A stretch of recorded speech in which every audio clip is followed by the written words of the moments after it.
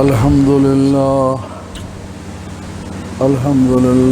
نحمده ونستعينه ونستغفره ونؤمن به ونتوكل عليه ونعوذ بالله من شرور أنفسنا ومن سيئات أعمالنا من يهده الله فلا مضل له ومن يضلله فلا هادي له ونشهد أن لا إله إلا الله وحده لا شريك له ولا مثل له ولا مثال له ولا مثيل له ونشهد أن سيدنا وسندنا وشفيعنا وشفاء صدورنا وملجأنا ومأوانا ومولانا محمدا عبده ورسوله صلى الله عليه وآله وسلم.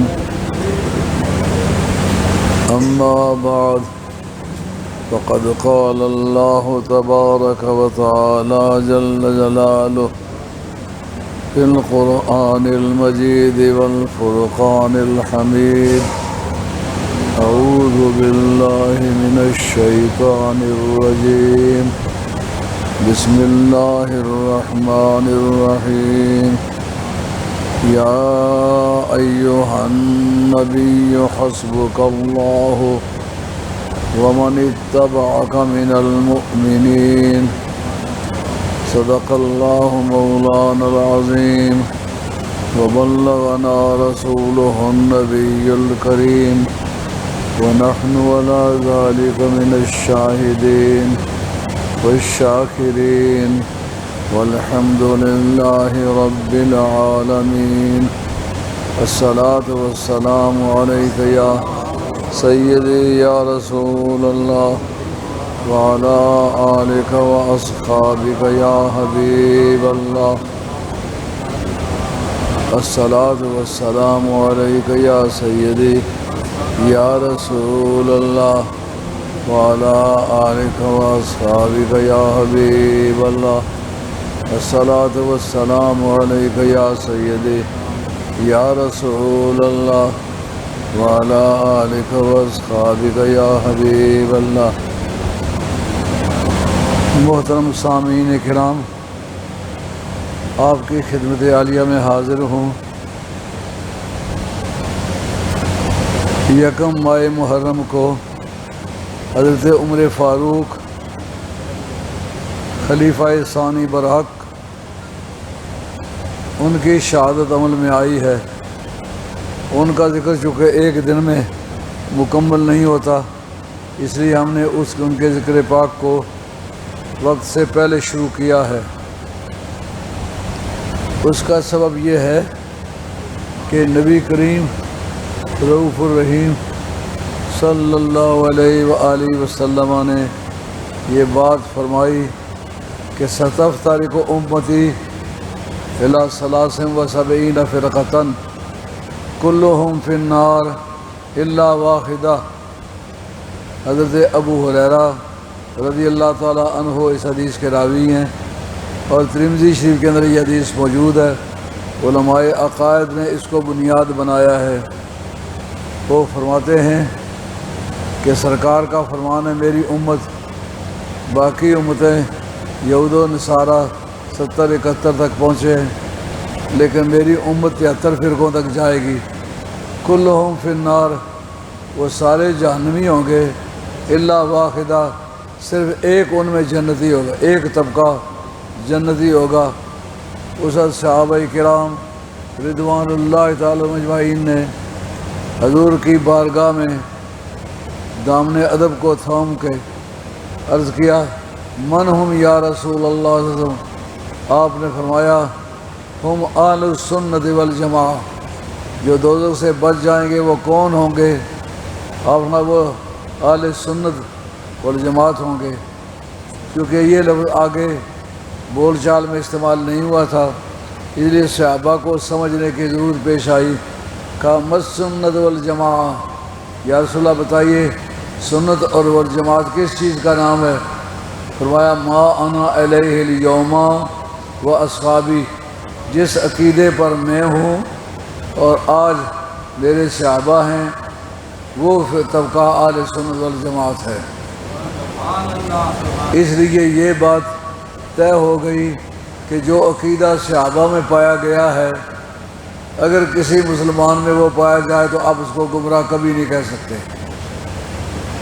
جو کسی کو افضل سمجھتا تھا، کسی کو برتری دیتا تھا، وہ بعد میں آنے والے مسلمان ان میں سے کسی کو نشانہ بنانا چاہیں، کہنا چاہیں کہ یہ غلطی پر تھا، وہ ہرگز یہ نہیں کہہ سکتے، اس لیے کہ صحابہ کے بارے میں فرمایا وہ معیار صداقت ہے۔ جس عقیدے پر آج میں ہوں اور میرے صحابہ ہیں وہ اہل سنت والجماعت ہیں، اور وہی کامیاب ہونے والے ہیں، اور وہی لوگ ہیں جو دوزخ میں نہیں جائیں گے۔ اور اس پر ایک اور حدیث پیش کی جاتی ہے، ملا علی قاری نے اس حدیث کو موضوع کہا ہے، تاہم اعلیٰ حضرت فاضل بریلوی نے اس پر فتوے دیے ہیں۔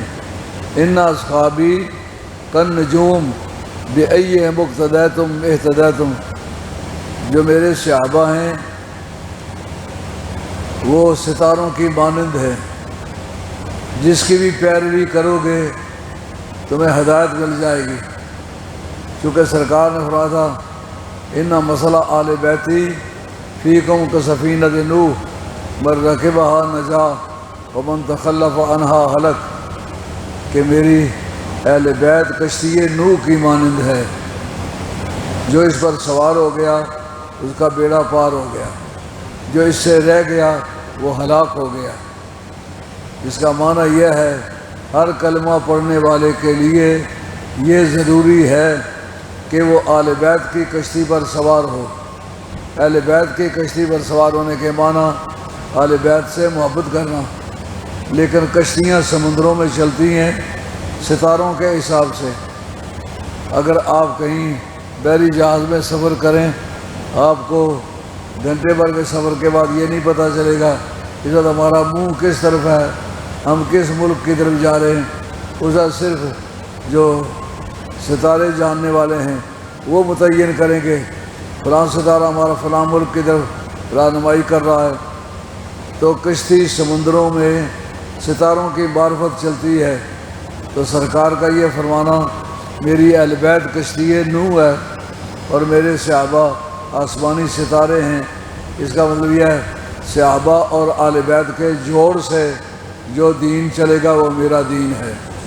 اگر کوئی آدمی صحابہ کو برا کہتا ہے یا ان میں سے بعض کو مانتا ہے بعض کو نہیں مانتا، جس صحابی کا کلمہ پڑھنا ثابت ہے اور اس کلمے پر اس کی موت ثابت ہے، درمیان میں وہ مرتد نہیں ہوا، اسی ایمان پر وہ مر گیا، وہ میرا صحابی ہے۔ اور سرکار نے فرمایا میرا کوئی صحابی دوزخ میں نہیں جائے گا۔ سرکار کے دیدار کی یہ قیمت ہے کہ جس نے ایمان کے ساتھ سرکار کے چہرہ زیبا کی زیارت کی اور اس پر ثابت قدم رہا۔ دیکھیں اس میں نماز کا کوئی ذکر نہیں ہے، روزے کا کوئی ذکر نہیں ہے، حج کا کوئی ذکر نہیں ہے، باقی ارکان اسلام کا کوئی ذکر نہیں، صرف دیدار مصطفیٰ۔ اس سے ماننا پڑے گا کہ سرکار کا دیدار کرنا یہ سب نیکیوں میں سے بڑھ کے ہے۔ اس کی وجہ حضرت علامہ جلال الدین سیوطی نے ایک کتاب لکھی ہے علم الحدیث پر، اصول حدیث پر، اس کا نام ہے تدریب الراوی۔ وہ کہتے ہیں کہ صحابہ میں حافظ بھی گزرے ہیں، کوئی نہیں کہتا حافظ ابو بکر صدیق، حافظ حضرت عمر فاروق، حافظ حضرت عثمان، ان کو حافظ نہیں کہتے۔ وہ قاری بھی گزرے ہیں، کوئی نہیں کہتا ابی ابن کعب قاری گزرے، ان میں شہید بھی گزرے، حضرت عمر فاروق شہید ہیں، حضرت عثمان شہید ہیں، مولا مرتضیٰ شہید ہیں، لیکن کسی کے نام کے ساتھ شہید نہیں استعمال ہوتا۔ اس کی وجہ کیا ہے؟ صحابی نے خود اپنی زندگی میں صحابی کے سوا کسی دوسرے لفظ کا استعمال جائز نہیں قرار دیا۔ کیا وجہ ہے؟ اصول ہے مرتبے کا ذکر کرتے وقت جو آخری مرتبہ ہوتا ہے اس کا ذکر کرتے ہیں۔ اگر ایک آدمی آپ نے گاؤں کا نمبردار بھی ہو لیکن آرمی میں وہ کرنل بھی ہو، وہ کرنل کہلائے گا یا نمبردار کہلائے گا؟ صحابی کہتا ہے کہ قاری قیامت تک پیدا ہوتے رہیں گے، حافظ قیامت تک پیدا ہوتے رہیں گے، شہید قیامت تک پیدا ہوتے رہیں گے، لیکن صحابی ہمارے سوا کوئی نہیں ہوگا، نہ دیدار مصطفیٰ عالم بیداری میں اس کو نصیب ہوگا، نہ وہ صحابی ہوگا۔ اس کا مطلب یہ ہے صحابی کا مرتبہ عزو قانون اور عزو عقیدہ یہ باقی رینکوں سے زیادہ سپیریئر ہے۔ تو جس کا ایک مرتبہ چہرہ ایمان سے دیکھا جائے تو دوزخ میں نہ جائے، اس جیسا بھی کوئی ہے؟ یہ بات اہل سنت والجماعت کا عقیدہ ہے کہ ثانی مصطفیٰ کوئی نہیں، صرف حضور کی ذات ہے جو یکتا ہے۔ جو کہا جاتا ہے نا انما انا بشر مثلکم، میں صرف تمہارے جیسا آدمی ہیں، یہ کلی متواتی ہے، یعنی سارے بشر ایک جیسے سمجھے جاتے ہیں۔ لیکن جو کہا یوحی الیہ انما الہکم الہ واحد، یہ فصل جب لائق ہو، فصل کے لائق ہونے کے بعد جس کلی کا وہ ممبر ہو اس کلی سے نکل آتا ہے، وہ نئی کلی میں شمار ہو جاتا ہے۔ اصولی طور پر جیسا کہ حیوان ہے، حیوان کے ساتھ ناطق لگایا تو کوئی حیوان انسان جیسا نہیں ہو سکتا۔ حیوان ناطق میں سے اگر مومن کی فصل لگائی ہے تو ہر انسان مومن نہیں ہے۔ اگر مومنوں میں سے لگا لیا کتب تو مومن سارے مومن لگے، سارے کتب نہیں ہیں۔ یہ فصل لگے تو مومن جو ہے وہ کلی متواتی نہیں رہے گا، وہ کلی مشکک بن جائے گا۔ جب ایک لفظ بولا جائے اس سے سب پر اطلاق، سب کا اطلاق، سب پر اس کا اطلاق نہ ہو، وہ کہلاتا ہے کلی مشکک۔ تو سرکار بشر ہونے کی حیثیت سے تو کلی متواتی تھے، لیکن جب یہ کہا گیا کہ مجھ پر وحی کی جاتی ہے، یہ فصل لگی، تو بشروں میں سے کوئی بشر قیامت تک اپنے آپ کو سرکار جیسا نہیں کہہ سکتا۔ اس کلی میں شریک وہ ہوگا جس پر وحی کی جاتی ہے۔ اگر وحیوں کی بحث آئے گی تو پھر جتنے بھی وحی والے ہیں ان میں حبیب تلاش کیا جائے، حبیب کی فصل لگے گی تو صرف حضور پر استعمال ہوگی۔ اس کا مطلب یہ فصل لگ جائے تو پھر اس کی کلی کے جو شرکاء تھے وہ شریک نہیں ہوں گے، یہ بے مثل ہو جائیں گے۔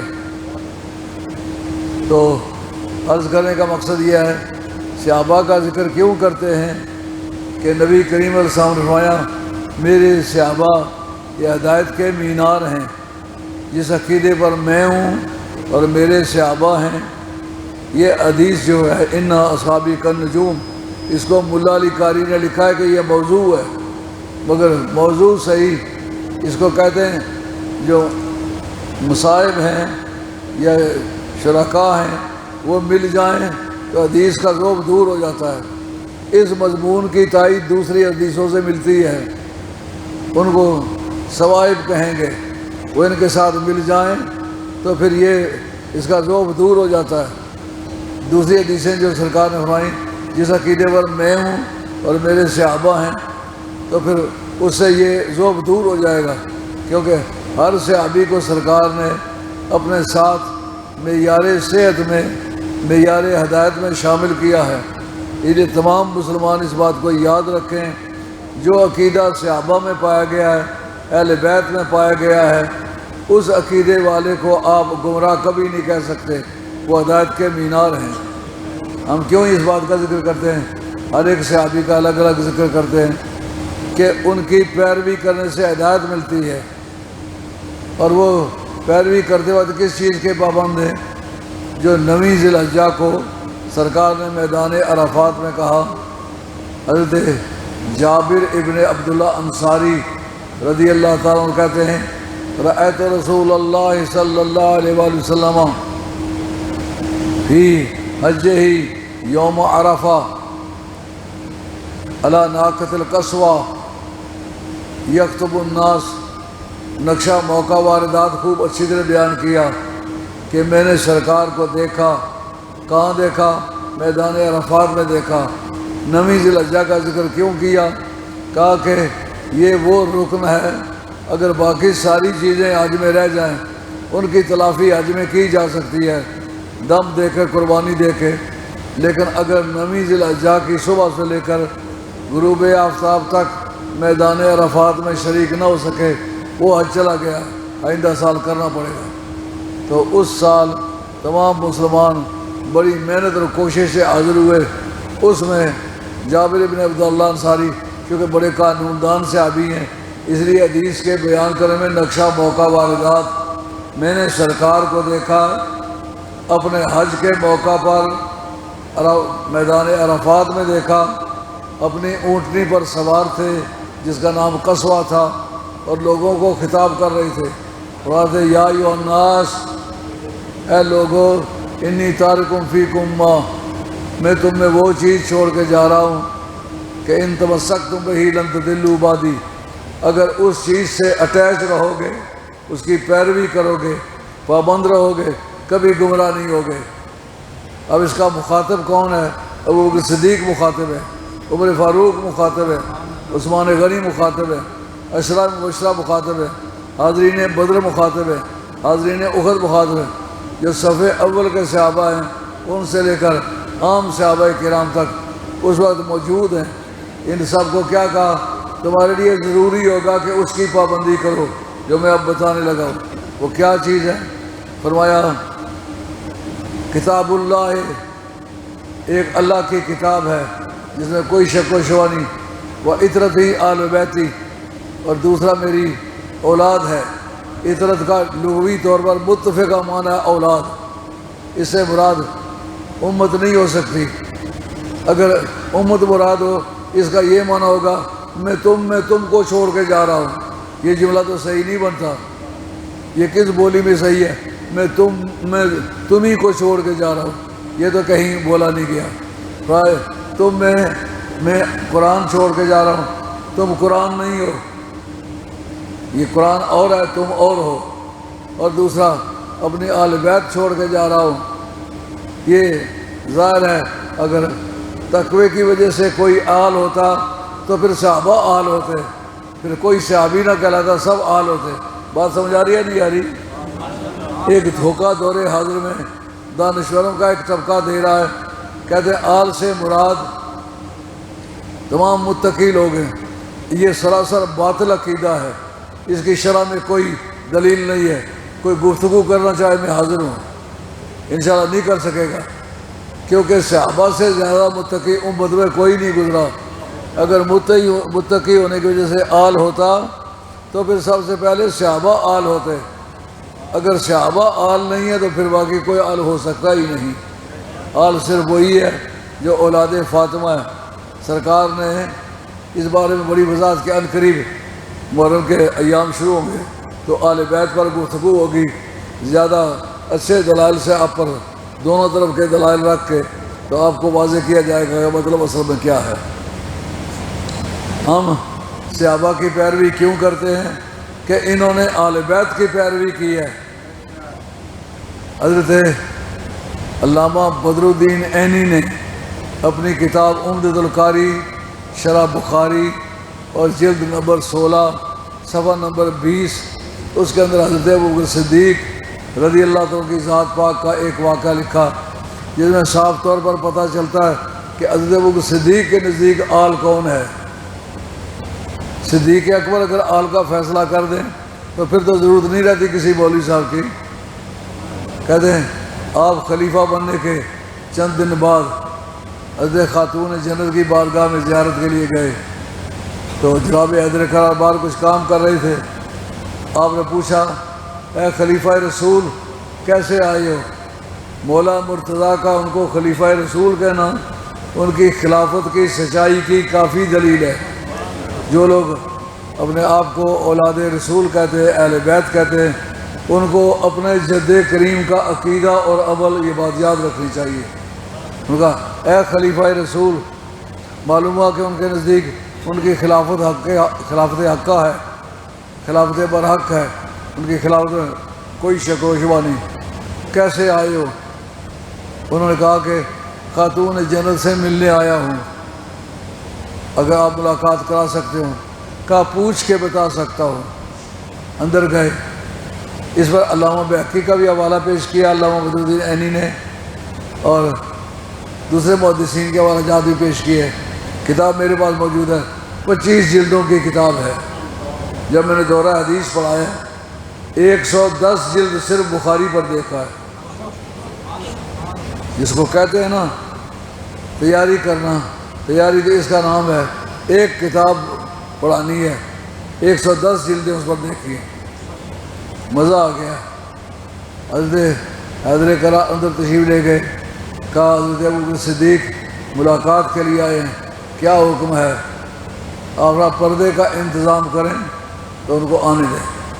جب اندر آئے، یہ الفاظ ہیں حضرت ابوبکر صدیق رضی اللہ تعالیٰ عنہ کی ذات پاک کے کہ یا سیدہ لا اجد خیراً فی عیشۃ عیشھا وانت علیہ ساخطہ۔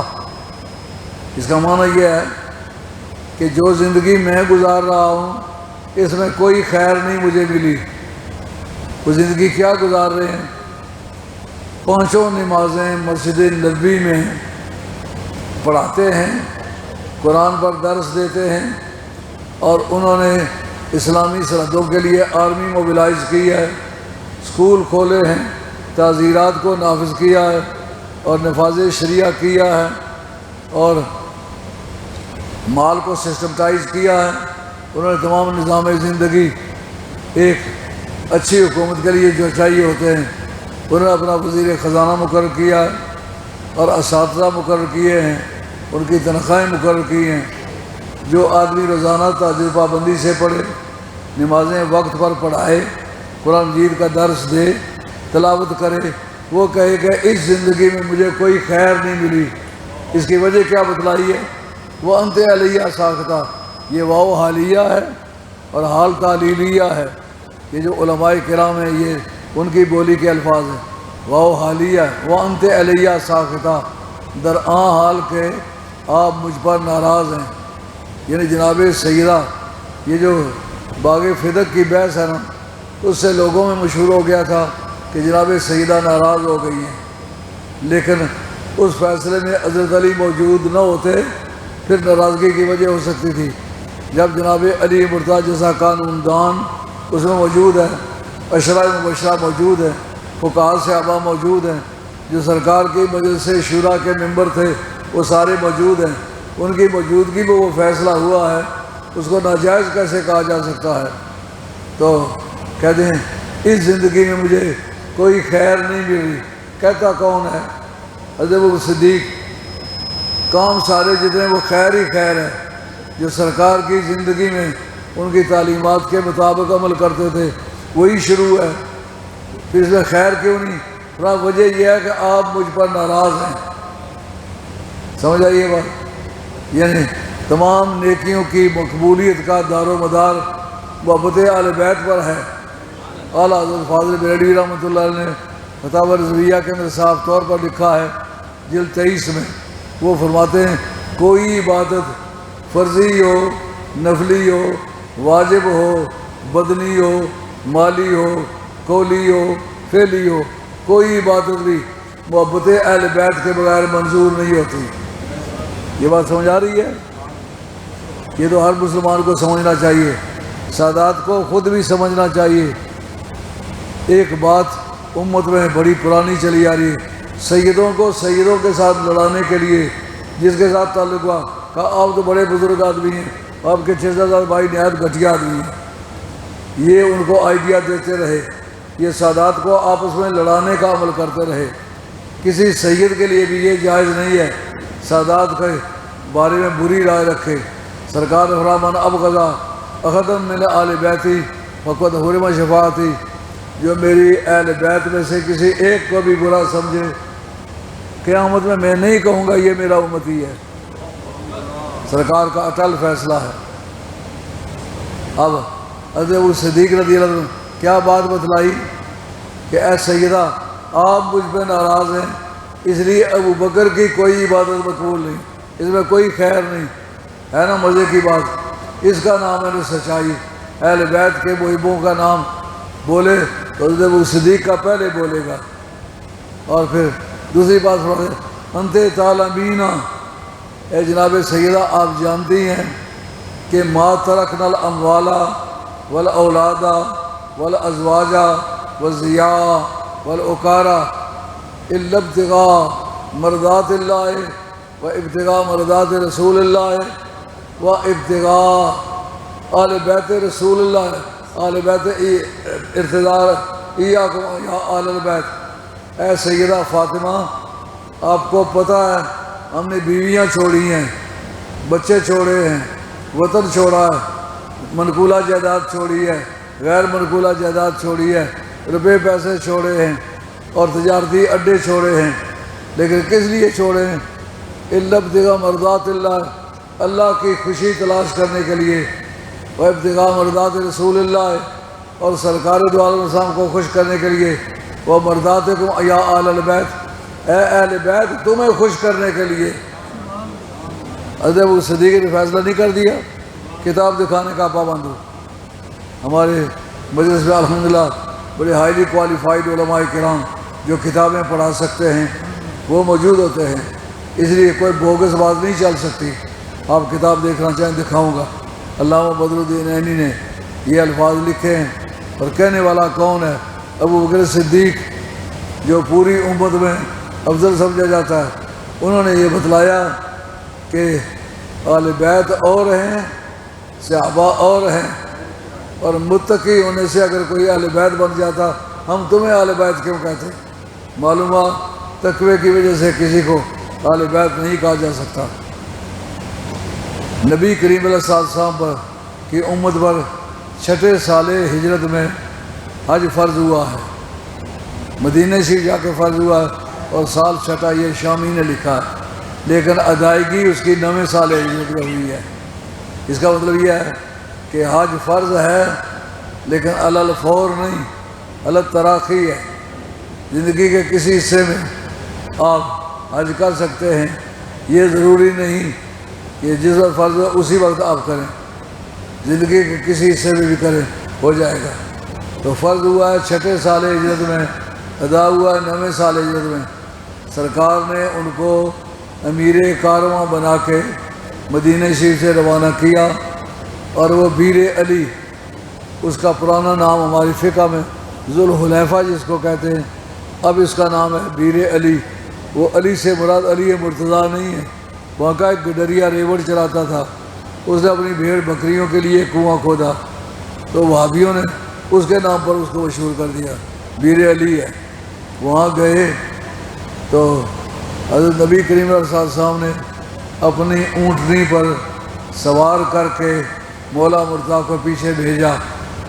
جب وہاں گئے آگے دیکھا کہ حضرت ابو بکر صدیق رضی اللہ تعالیٰ عنہ قافلے کے اندر موجود ہیں، فوراً پوچھتے ہیں امیر ام مامور، آپ بتائیں کہ آپ امیر بن کے آئے ہیں، یعنی امیر قافلہ بن کے آئے ہیں یا پیچھے چلنے کے لیے؟ انہوں نے کہا جس کو سرکار نے امیر قافلہ بنایا میں اس کو امیر قافلہ سمجھتا ہوں۔ مامور لست بامیر، میں قافلے کی قیادت کرنے کے لیے نہیں آیا، میں قافلے کا جو قائد ہے اس کے پیچھے چلنے کے لیے آیا ہوں۔ اس کا مقصد یہ ہے کہ حضرت مولا مرتضیٰ کی ذات خلفائے راشدین کی قیادت کو لیگلائز کرتے تھے، جائز سمجھتے تھے۔ تمام اولاد رسول کو جناب علی مرتضیٰ کے رویے کو اپنانا چاہیے۔ اب فرماتے ساتھ کیوں نہیں آئے؟ انہوں نے کہا سرکار نے مجھے ساتھ نہیں بھیجا۔ کہا مجھے بتائیں، میرے بارے میں کوئی آیت تو نہیں آئی؟ انہوں نے کہا میں کیا بتا سکتا ہوں، آپ جائیں اور جا کے سرکار دعا سے دریافت کریں۔ یہ گئے سرکار کی بارگاہ میں، کہا یا رسول اللہ صلی اللہ علیہ وسلم یہ بتلائیں کہ میرے بارے میں کوئی آیت آئی ہے؟ کہا آج تو کوئی نہیں آئی. کہا پھر آپ نے مجھے امیر قافلہ بنا کے بھیجا ہے, بعد میں علی مرزا کو کیوں بھیجا ہے؟ کہا اس میں وہ 4 چیزوں کے اعلان کرنے ہیں جو صلح حدیبیہ میں معاہدہ ہوا تھا, ان میں سے 4 چیزوں کا آج اعلان کرنے کی ضرورت پڑے گی. وہ کیا ہے؟ ایک تو یہ کوئی کافر جنت میں نہیں جائے گا. نمبر 2, آج کے بعد کوئی کافر طواف بیت اللہ کے لیے نہیں آئے گا. نمبر 3, کوئی شخص ننگا, اس سے پیشتر لوگ کپڑے اتار کے, مرد بھی اور عورتیں ننگے ہو کر طواف کرتے تھے, کوئی ننگا طواف نہیں کرے گا. اور چوتھی بات یہ ہے کہ صلح حدیبیہ میں جو معاہدہ ہوا تھا, جن لوگوں نے اس معاہدے کی پابندی کی ہے, ہم بھی اس معاہدے کی پابندی کریں گے. یہ ان کے جان مال کو کوئی نقصان نہیں پہنچائیں گے, ہماری بستیوں میں آئیں جائیں تجارت کریں, ہم کوئی چھیڑ چھاڑ نہیں کریں گے. لیکن جنہوں نے اس معاہدے کی خلاف ورزی کی ہے, 4 مہینے ان کو چلنے پھرنے کی اجازت ہے. 4 مہینے کے بعد تلوار کی زبان سے ان سے گفتگو ہوگی. یہ 4 اعلان کرنے ہیں. یہ بات انہوں نے جناب علی مرتضیٰ سے بھی کہی تھی. یہ چٹ جو لکھ کے بھیجی ہے مجھے دے دیں, میں بھی اس کا اعلان کر دوں گا. آپ علماء کرام ہیں, جو آپ کا اصول فقہ ہے وہ بتاتے ہیں کہ اجتہاد کا دائرہ کیا ہے. کہ جس بارے میں نص کتاب اللہ موجود ہے یا نص رسول اللہ موجود ہے, اس بارے میں اجتہاد کرنا حرام ہے. کہ سرکار مجھے بھیجے, تم نے اعلان کرنا ہے, میں اس کی تعویل کرتا پھروں کہ آپ بھی کر سکتے ہیں؟ نہیں, میں مامور ہوں, مجھے حکم دیا گیا. سرکار نے فرمایا یہ 4 اعلان یا میں کر سکتا ہوں یا میری آل کر سکتی ہے. چونکہ آپ میری آل میں سے نہیں ہیں اس لیے آپ نہیں کر سکتے. یہ علی مرتضیٰ میری آل میں سے ہے, وہ کرے گا. اب بتائیے, جب جناب صدیق اکبر جیسا متقی, جس کو قرآن نے اتقا کہا, بہت بڑا متقی, وہ اگر آل نہ ہو پھر مولوی صاحب کس طرح آل بن جائیں گے؟ اب جیسا دھن پٹ رہی ہے, اور جی ہر متقی جو ہے وہ آل ہے. اگر یہ بات صحیح ہو تو پھر یہ واقعہ نبی پاک علیہ السلام کا کیسے ہوگا؟ اس کو علامہ بدر الدین عینی نے لکھا ہے, قاضی ثناء اللہ صاحب پانی پتی نے لکھا ہے, اور بڑے بڑے چوٹی کے اکابرین نے لکھا ہے. امام حنیفہ کے شاگرد طبقے سب نے اس کو یکے بعد دیگرے نقل کیا ہے. معلوم ہوا ایسے دھونس تکے سے آل نہیں بنا جا سکتا. سرکار نے فرمایا ان اللہ سبحانہ و تعالیٰ جعل ذریۃ کل نبی فی صلبہ وجعل ذریۃ فی صلب علی. اللہ تعالیٰ نے ہر نبی کی اولاد اس کی اپنی پشت میں رکھی ہے, سوائے میری اولاد کے, کہ میری اولاد کو اللہ تعالیٰ نے علی کی پشت میں رکھا ہے. یہ جو بعض اولیاء اللہ نے کہا میری پشت کا بچہ میں تمہیں دیتا ہوں, یہ اس کا ثبوت ہے. بیٹا ایک کا ہو, پشت دوسرے کے استعمال ہو کرامت یا معجزے کے ذریعے سے. پھر اس بارے میں جو حضرت علی مرزا کی حضرت خاتون جن کے علاوہ 7 بیویاں ہیں اور 17 بیٹیاں 14 بیٹے ہیں, تو پھر وہ سب کو سوچ ہونے لگی ہم سرکار کی اولاد ہیں. سرکار نے فرمایا کہ کلو بنی امن ینتمون الی عصبتہم الا ولد فاطمہ الحسن والحسین وانا ابوہما وانا عصبتہم. فرمایا ہر ماں کے بیٹے اس کے جو پگڑی کے رشتہ دار ہیں ان کی طرف منسوب ہوتے ہیں, سوائے حسن و حسین کے. خاتون جنت کے 2 بیٹوں کے سوا, ایک کا نام ہے حسن اور ایک کا نام ہے حسین, کہ میں ان کا باپ ہوں اور میں ان کا عصبہ ہوں, وہ میری طرف منسوب ہوں گے. اس لیے سید کہلانے کے لیے اولاد رسول ہونا شرط ہے. اولاد علی شیخ سید نہیں کہلا سکتی, وہ ہاشمی کہلا سکتے ہیں, قریشی کہلا سکتے ہیں, لیکن وہ سید نہیں کہلا سکتے. سیادت حق ہے حسنین کی اولاد کا.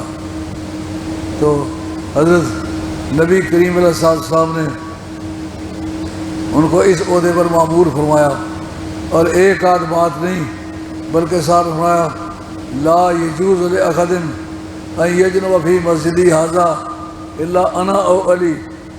جنابت کی حالت میں اس میری مسجد سے کوئی نہیں گزر سکتا یا میں گزر سکتا ہوں یا علی گزر سکتا، اور ایک روایت میں روایت ان کی اولاد بھی گزر سکتی، اولاد فاطمہ بھی گزر سکتی ہے۔ اور اس کی بنیاد جو سرکار موسیٰ کلیم اللہ علیہ السلام نے مصر میں ایک مسجد بنائی تھی، اس میں کہا تھا کہ اے ہارون، یا جنابت کی حالت میں تو گزر سکتا ہے یا میں گزر سکتا ہوں، ہمارے سوا کوئی نہیں گزر سکتا۔ جو سرکار فرمایا یا علی و انت منی بمنزلۃ ہارون من موسیٰ، اے علی میرے سامنے تیری حیثیت ویسی ہی ہے جیسا کہ حضرت موسیٰ کلیم اللہ علیہ السلام کے سامنے جناب ہارون کی حیثیت تھی، کہ وہ مسجد دونوں جنابت کی حالت میں گزر سکتے تھے۔ میرا اور تیرا معاملہ ایک جیسا تسلیم ہوتا ہے، تو میری عالم ہونے کی وجہ سے میرا تابع ہے۔ اللہ حاضر قیاس، حضرت عمر فاروق رضی اللہ عنہ کا عقیدہ اس بارے میں سمجھو۔ میزان الاعتدال کے اندر ابو عبیدہ ثقفی نے لکھا، جب حضرت عمر فاروق نے پینشنیں مقرر کی، یہ اس بات کا ثبوت ہے کہ کوئی متقی ہو کر آل رسول نہیں ہو سکتا، یہ جس کو اختلاف ہے میرے ساتھ بات کرے۔ میں ادھر 84 ملکوں میں سفر کر کے آیا ہوں، اور ہر ملک میں للکار کے کہا جس کا جی چاہتا ہے۔ وہاں اہل حدیث بھی تھے، جو بندی بھی تھے، وہابی بھی تھے، شیعہ بھی تھے، مرزائی بھی تھے۔ مرزائی تو خیر مسلمانوں کا طبقہ نہیں، وہ تو کفار کا طبقہ ہے، مگر مسلمانوں کے جتنے دعوے دار طبقے سب سے میری ملاقات ہوئی ہے، اور میں یہ کہتا چلا آیا ہوں۔ لیکن اللہ کا فضل ہے، اس کا توڑ کسی کے پاس نہیں ہے، کیونکہ یہ سچائی ہے اور تمام عالم اسلام کا یہ عقیدہ ہے۔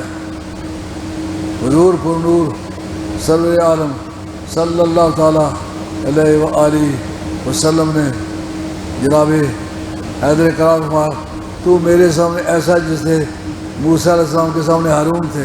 ایک وجہ شبہ یہ ہے، یہ علم بیان کا مسئلہ ہے، مدار حکم وجہ شبہ ہوتی ہے۔ حکم کا دار و مدار کس پر ہوتا ہے؟ وجہ شبہ پر۔ میں نے ایک شیر دیکھا جو گھوڑے پر سوار تھا، دوستوں سے باتیں کر رہا تھا، ایک بہادر آدمی کا تشبیہ دی شیر کے ساتھ، لیکن وجہ شبہ کیا؟ شجاعت۔ ایسا نہیں کہ وہ گوشت بہت کھاتا ہے، مطلب بہادر۔ مدار حکم علم بیان کے اندر وجہ شبہ ہے۔ وجہ شبہ کیا تھی؟ کہ وجہ شبہ یہ ہے کہ موسیٰ علیہ السلام کی اولاد کوئی نہیں تھی، جتنے بھی ان کے بعد پیغمبر گزرے ہیں سارے کے سارے جناب ہارون کی اولاد میں سے گزرے ہیں۔ کہا اے علی میرے بعد میری کوئی نرینہ اولاد نہیں ہے جو میری نسل کو پھیلائے، آئندہ جو میری اولاد ہے وہ تیرے ہی ذریعے سے پھیلے گی، جس طرح موسیٰ علیہ السلام کے سامنے ہارون علیہ السلام کی اولاد پھیلی تھی۔ تو اس طرح ہم اچھی طرح سے سمجھ سکتے ہیں آل کون ہے اور امت کون سی ہے۔ لیکن یہ دونوں طبقے جدا نہیں ہیں، بلکہ آل بیت کو سب سے زیادہ تحفظ دیا ہے کس نے؟ صحابہ کرام نے۔ میزان الاعتدال میں حضرت عمر فاروق نے پینشن مقرر کی، جس کو کہتے ہیں رفاعی مملکت، ویلفیئر اسٹیٹ جس کو انگریزی میں کہتے ہیں، ویلفیئر اسٹیٹ، جہاں بے روزگاری الاؤنس ہوتا ہے، طبی علاج مفت ہوتا ہے، تعلیم مفت ہوتی ہے، اس کو کہتے ہیں فلاحی مملکت، انگریزی میں اس کو کہتے ہیں ویلفیئر اسٹیٹ۔ ویلفیئر اسٹیٹ کا بانی جناب عمر ہے۔ تاریخ بتلاتی ہے اس سے پیشتر اس طرح کی کوئی حکومت نہیں تھی، پہلی مرتبہ جو حکومت ایسی بنی ہے وہ جناب عمر نے بنائی تھی، اور اس میں آپ نے حسنین کریمین کو جو پینشن دی وہ بدریوں والی دی۔ بدریوں کا ریٹ تھا 5000۔ آپ کے صاحبزادے جناب عبداللہ بن عمر رضی اللہ تعالیٰ عنہ وہ موجود تھے۔ وہ کہنے کہ اے ابا جی، یہ آپ حسن و حسین کو بدریوں والی پینشن دیتے ہیں، بدر والی تاریخ کو تو حضرت علی مرتضیٰ کی شادی نہیں ہوئی تھی، تو ان کو بدریوں میں کیسے آپ نے شمار کر لیا؟ بدریوں والی پینشن تو نہ دیں، کیونکہ میں بدر میں موجود تھا، سرکار نے مجھے بدر کی جنگ میں شریک ہونے کی اجازت نہیں دی تھی، لیکن میں بالغ تھا، لڑ سکتا تھا۔ معاذ اور معاوض کو باقاعدہ جاب دی گئی تھی، وہ لڑے تھے، ابو جہل کو مارنے کا کام انہوں نے کیا تھا، مگر مجھے اجازت نہیں تھی، میں موجود تھا۔ آپ نے مجھے بدریوں والی پینشن نہیں دی، تو یہ جن کے ابے کی شادی ابھی نہیں ہوئی تھی، یہ پیدا ہی ابھی نہیں ہوئے تھے، ان کو آپ نے بدریوں والی پینشن کیوں دی ہے؟ سنیے ذرا حضرت عمر فاروق کا عقیدہ، وہ فرماتے ہیں اگر ان جیسی پینشن تو لینا چاہتا ہے تو مہربانی کر ان کی ماں جیسی ماں لا، یعنی ان کی جو برتری ہے خاتون جنت کی وجہ سے ہے۔ خدا کی بستی کائنات میں قیامت کے میدان میں کسی نبی کی ماں، بہن، بیٹی، بیوی کے آنے پر سب کو نہیں کہا جائے گا نکسو رؤوسکم، گردنیں جھکا لو، اور غمضوا عیونکم، اپنی آنکھیں بند کر لو، کیونکہ خاتون جنت آ رہی ہے۔ خاتون جنت کے لیے نبیوں، ولیوں، غوثوں، کتبوں، درویشوں، کلندروں کو سب کو حکم ہوگا گردنیں نیچے کرو۔ کہا گردن نیچے کرنے کا کیا مقصد ہے؟ کہا ادب، آنکھیں بند کرو، کہا ان کے پردے کے لیے آنکھیں بند کرو، اور تعظیم کے لیے گردنیں جھکاؤ۔ یہ صرف سرکار جناب خاتون جنت کی شان ہے۔ ان جیسے پینشن لینا چاہتے ہو ان کی ماں جیسی ماں لاؤ، اور اگر ان جیسی پینشن لینا چاہتے ہو ان کی نانی جیسی نانی لاؤ، ان کی نانی جیسی نانی لاؤ۔ سب سے پہلے جس نے سرکار کا کلمہ پڑھا اس کا نام ہے خدیجہ کبریٰ، وہ ان کی نانی ہے، ان کا ثانی امت میں کوئی دوسرا شخص نہیں ہے۔ مردوں سے، عورتوں سے، بڈھوں سے، بچوں سے سب سے پہلے جس نے سرکار کا کلمہ پڑھا ہے۔ یہ صفِ انبیاء میں بھی سرکار کا امتیاز ہے، کسی نبی کی کوئی بیوی ایسی نہیں جس نے سب سے پہلے اس نبی کا کلمہ پڑھا ہو۔ جناب خدیجہ کبریٰ نے سب سے پہلے سرکار کا کلمہ پڑھا، جو سرمایہ تھا سرکار کو پیش کر دیا، اپنی جان پیش کر دی، مال پیش کر دیا، جائیداد پیش کر دی، کہا ان کی نانی جیسی نانی لاؤ۔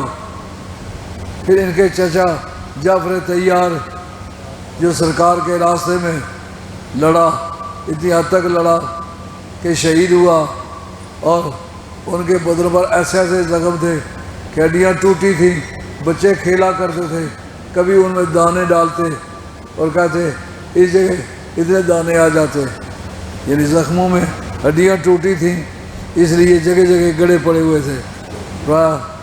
ان کا جو چچا ہے وہ جنت میں داخل ہوا، سرکار نے غائبانہ جنازہ ان کا پڑھایا ہے اور کہا وہ داخل ہو گیا جنت میں۔ اب جنت میں جدھر چاہتا ہے اڑتا پھرتا ہے، کوئی اسے روکنے والا نہیں۔ شرح عقائد نے یہ مسئلہ لکھا ہے جو کسی ولی کی زندگی میں کرامت ہو، اس کے مرنے کے بعد اس کی قبر سے وہ فیضان ہوتا ہے۔ جیسا یہاں ہمارے قریب ایک آستانہ ہے جو خاندانی طور پر ہمارے خاندان کے مرید ہیں، میانہ تھوب شریف اس کا نام ہے، وہاں نابینا لوگ آتے ہیں، اللہ ان کو فائدہ پہنچاتا ہے، اور کیونکہ زندگی میں ان کی کرامت تھی نابینے فیض یاب ہوتے تھے۔ اور جو میانہ موڑا ہے وہاں ایک بزرگ تھے شاہ سفیر رحمۃ اللہ علیہ، ان کی زندگی میں جو چمڑے کے مریض نا سکن کی بیماریوں والے آتے تھے وہ دم کرتے تھے، وہ چمڑے کی ساری بیماریاں جاتی رہتی تھیں۔ آج بھی چمڑے کے مریض وہاں جاتے ہیں، اللہ ان کو فائدہ پہنچاتا ہے۔ ہمارے پاس ایک ٹیلہ سا کھڑا ہے، چتروں والی ٹھہری اس کا نام ہے، باغلی شاہ پیر، یہ شاہ درویش بادشاہ کے بھائی گزرے ہیں، شاہ سفیر کے بھی یہ بھائی ہیں۔ ان کو زندگی میں ہوا کے درد کا وہ دم کیا کرتے تھے، اللہ فائدہ دیا کرتا تھا۔ اب ہوا کے درد کے مریض وہاں جاتے ہیں، خدا تعالیٰ ان کو فائدہ دیتا ہے۔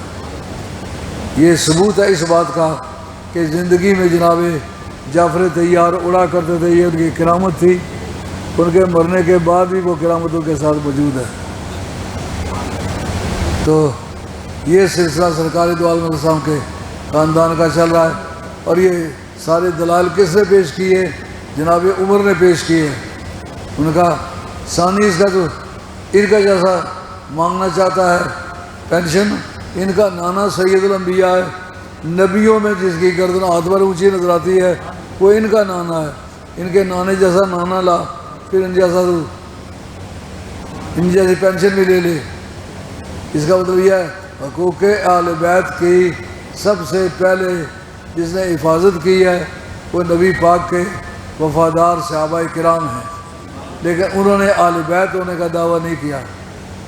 وہ ایک مرتبہ امام حسن آئے، آ کے خفا ہونے لگے، کہا اٹھ جا، میرے نانے کے ممبر پر کیوں بیٹھا ہوا ہے؟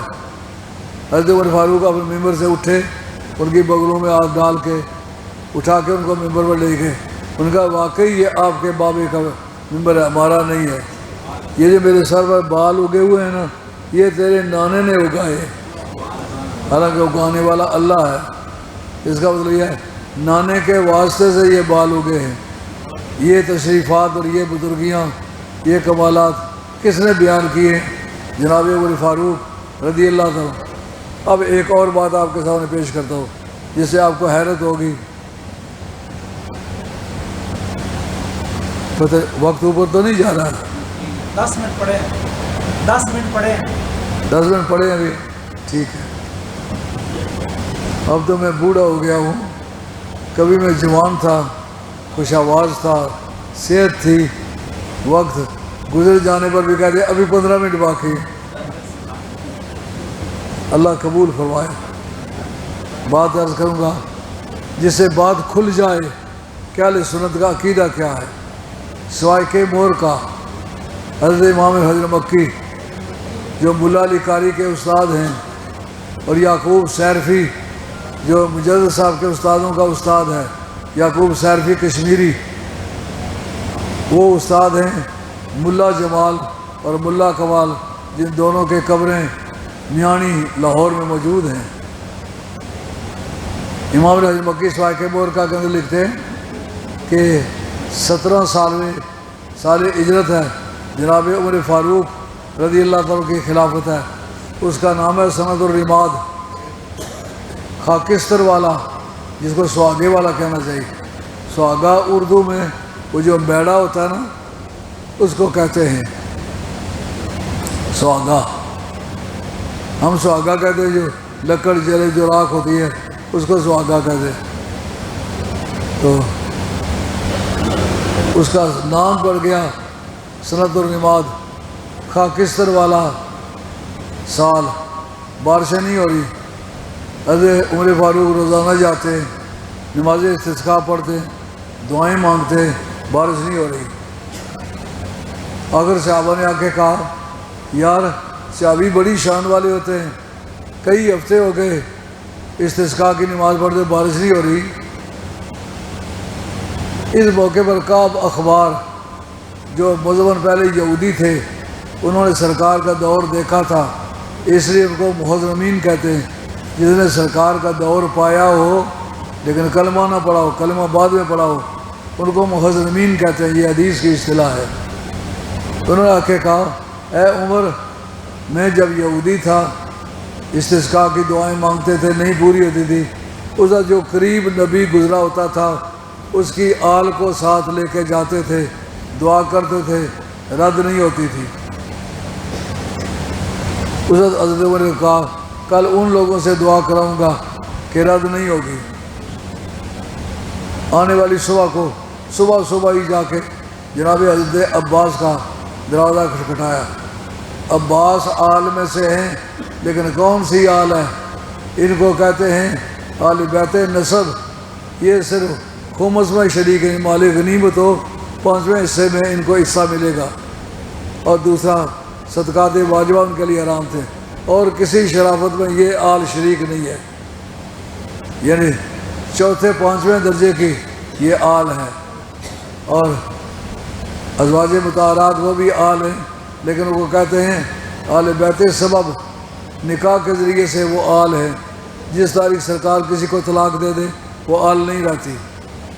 اور ایک ہے آل بیت خدمت، حضرت سلمان فارسی، حضرت واصلہ بن الاسقا، یہ لوگ آل بیت خدمت ہیں، ان کو اہل بیت کہتے ہیں، لیکن اہل بیت یہ کسی شرافت میں شریک نہیں ہیں، صرف کہلا سکتے ہیں کہ خدمت کے حوالے سے ہم بھی اہل بیت ہیں، لیکن یہ جو اہل بیت تطہیر ہیں ان کو کہتے ہیں یہ ان کا اوپر جو ہے یہ ارباب تفضل میں سے ہیں، یعنی فضل جزائی کے لوگ نہیں ہیں، یہ فضل اختصاصی کے لوگ ہیں۔ جس قانون کے ماتحت نبیوں کو نبی بنایا جاتا ہے، نبی نے کیا کچھ نہیں، آدم علیہ السلام نے کچھ نہیں کیا، مسجود ملائک بنایا، سارے نبیوں کو نبی بنایا، لیکن کسی نے کیا کچھ نہیں۔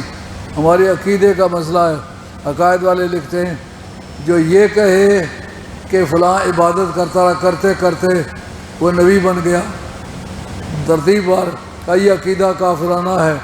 مرزا قادیانی بھی کہتا ہے پہلے میں مجدد بنا، پھر پتہ نہیں کیا کیا بنا، اور عبادت کرتا رہا، پھر نبی بن گیا۔ یہ عقیدہ کافرانہ ہے، لیکن وہ جاہل تھا نا، اس کو یہ نہیں پتا تھا یہ میں اپنے کفر کا اعلان کر رہا ہوں۔ رفتہ رفتہ عبادات کے ذریعے سے ترقی ہو کر نبی بنے، یہ عقیدہ اسلامی نہیں ہے، یہ کافرانہ عقیدہ ہے۔ تو نبی کریم علیہ السلام کو اللہ تعالیٰ نے حبیب بنایا، سرکار نے کیا کام کیا؟ کام کچھ نہیں کیا۔ اس کو کہتے ہیں فضل اختصاصی، واللہ یختص برحمتہ من یشاء، یہ اس فضل کے تحت آتے ہیں۔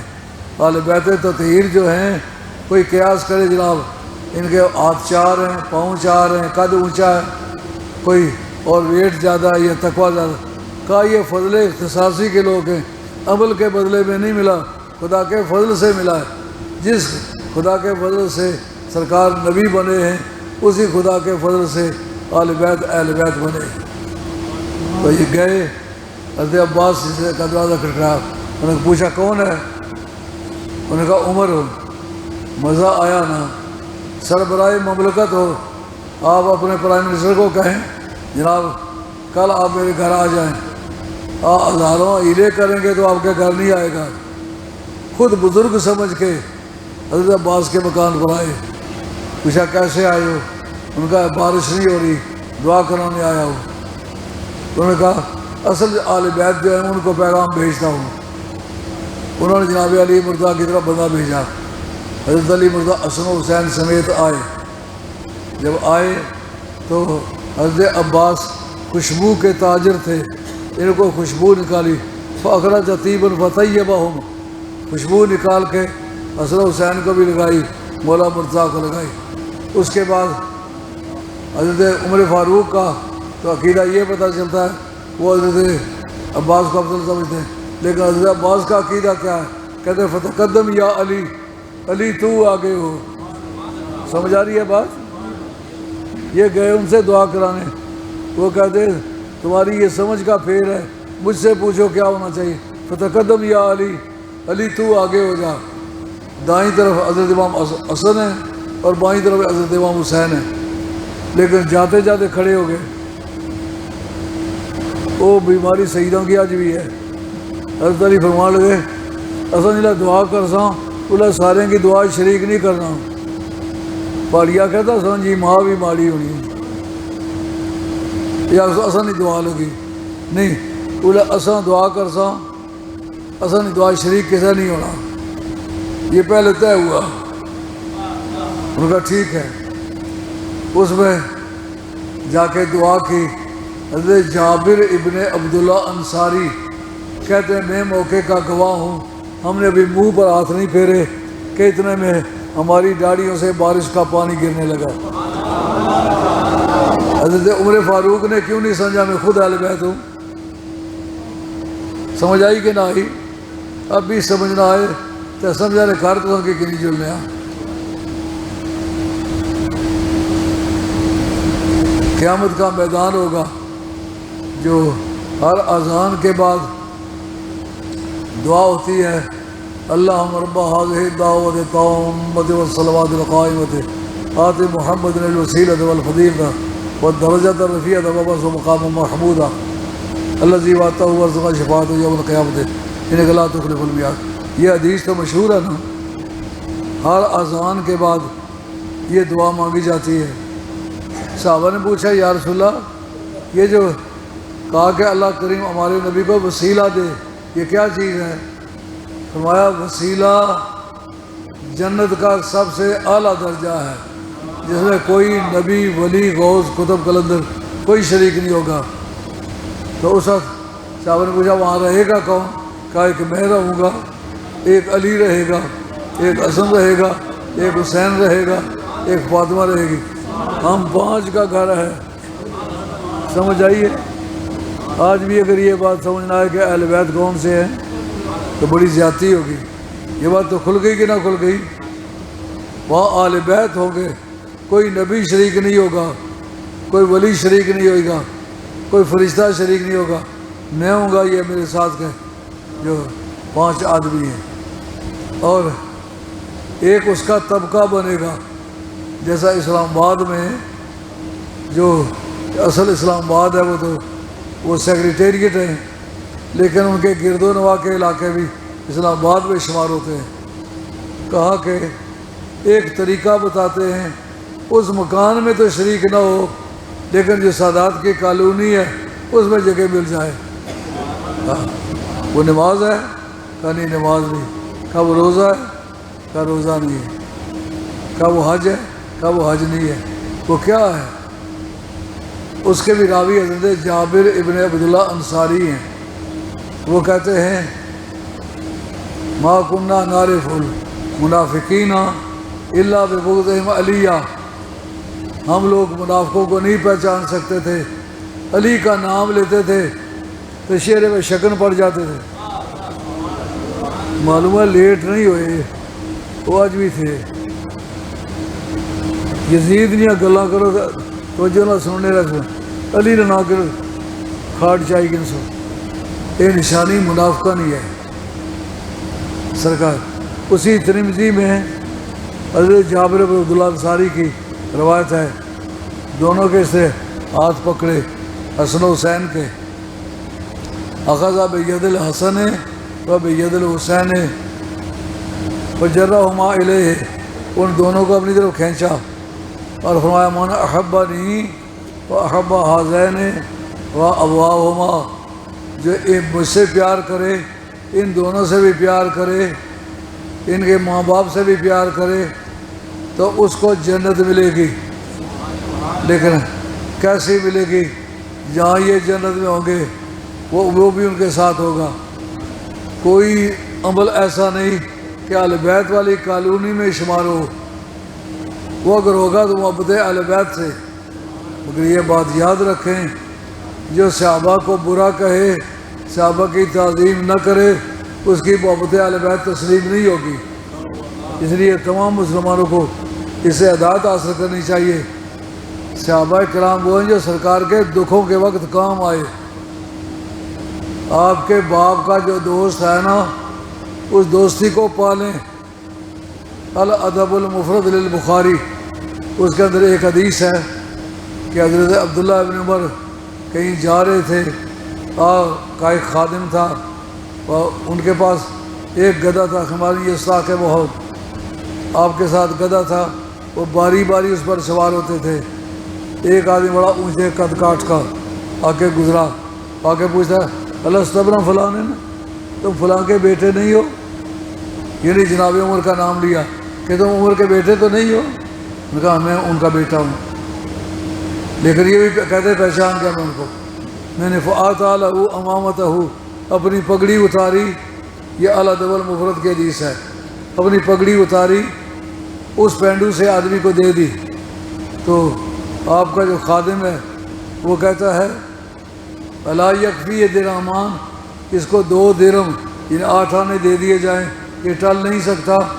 اور فلا تقل کذالک، اور خماری یہ ثاقب، وہ گدھا بھی اس کو دے دیا۔ آج کل بھی سعودی عربیہ میں گدھے آپ جائیں، اسے شملہ ڈمپالا چڑھائی چڑھ رہی ہے، گدھا بھی مقابلے میں چڑھ رہا ہے، جان دے دے گا لیکن گاڑی کو آگے نہیں نکلنے دے گا۔ 3 آدمیوں کی سیٹ لگی ہوئی ہے اوپر۔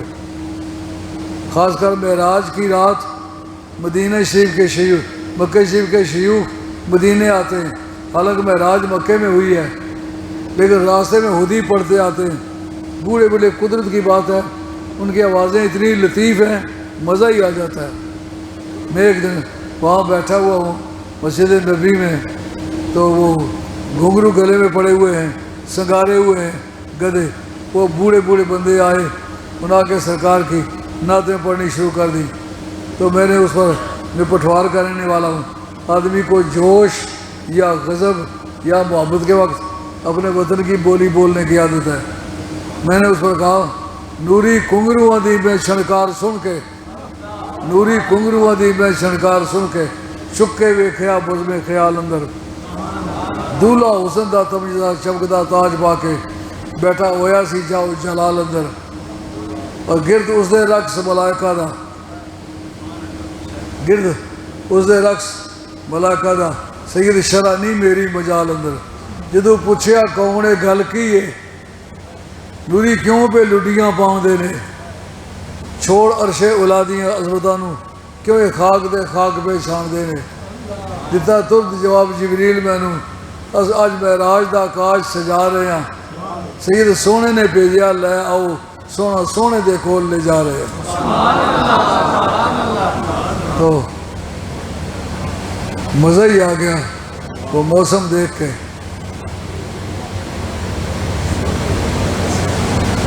سرکار تاجدار مدینہ علیہ السلام کی ذات بابرکات کے احوال پڑھنے سے مزہ آ جاتا ہے، اور جو آدمی قریب ہو کے دیکھے، یہ لوگ جو تھے نا، انہوں نے سرکار کی راکھی کی ہے۔ جس وقت اس خادم نے کہا یہ گدھا بھی اس کو دے دیا ہے، اس کو 2 چونیاں دیتے بات ٹل جاتی، آپ نے فرمایا احفظ بدھ ابیک، یعنی سمیت رسول اللہ صلی اللہ علیہ وسلم یقول احفظ بدھ ابیک فلا تقطعہ فیطفئ اللہ نورک، تم اپنے باپ کی دوستی کی حفاظت کرو، باپ کا جو پیر ہے اس کو پیر سمجھو، باپ کا جو دوست ہے اس کو دوست سمجھو، اس کی دوستی کو پالو، اگر نہیں پالو گے تو پھر اللہ تعالیٰ نور ایمان تم سے چھین لے گا۔ یہ قاعدہ سب کے لیے ہے۔ تو جسوں نے نبی کریم علیہ السلام کے ساتھ دوستی کی، رضی اللہ تعالیٰ عنہ ورضوا عنہ، جن کے بارے میں سے یہ سرٹیفکیٹ جاری ہوا، اللہ ان سے راضی ہو گیا، وہ اللہ سے راضی ہو گیا۔ یار یہ معمولی سرٹیفکیٹ ہے؟ جن سے رب کہتا ہے میں راضی ہوں، رب راضی ہے تو ناراض ہے؟ مسلمان ہو سیدھے اپنے سارے بل نکال کے سرکار کی تعلیمات پر عمل کرو۔ میرا خیال ہے وقت اختتام پذیر ہو گیا، اب اجازت چاہتا ہوں۔ اب مؤذن سے گزارش ہے یہ بات بھی یاد رکھیں، ہمارے کچھ طالب علموں کو کل میں نے یونیورسٹی سے باہر پھرتے دیکھا ہے، سخت گراں گزرا ہے، کسی کا کیا مطلب ہے، کھانے پینے پہننے کی سب چیزیں اندر ہم نے موجود کی، جو باہر آوارہ پھر رہا ہے ہمارے نزدیک وہ مجرم ہے، اگر اس کو باہر کوئی واقعہ پیش آئے ہم اس کی ذمہ داری کو قبول نہیں کریں گے۔ تمام طالب علموں کو، تمام استادوں کو یہ بات یاد رکھنی چاہیے اور اساتذہ کو سمجھانا چاہیے، طالب علموں کو کہ یونیورسٹی کے اندر کھیلو، اندر کھاؤ پیو نہاؤ، تمام انسانی حاجات اندر مہیا کی ہوئی ہیں، کوئی آدمی باہر پھرتا نظر آئے میرے نزدیک مجرم ہے۔ میں نے کل اپنی آنکھوں سے دیکھا ایک بڑا معتبر طالب علم وہ باہر آوارہ پھر رہا ہے۔ یہ ہمارے فقہا نے لکھا ہے اگر ایک آدمی عادت کے طور پر بازار میں بیٹھتا ہے اس کی امامت مکروہ ہے، کیونکہ بازار میں عریانیت کو دیکھتا ہے نا، ننگے پان کو دیکھتا ہے نا، اس کا بازار سے کیا مطلب ہے؟ سودا خریدنے گیا لے کے واپس آ جائے، بیٹھتا کیوں ہے؟ یہ آوارہ آدمی کی عادت ہے، ایسا آوارہ آدمی لوگوں کا امام نہیں بن سکتا۔ اب میں آپ سے اجازت چاہتا ہوں، اللہ میرا اور آپ کا خاتمہ سچے دین پر کرے، ہمارے نام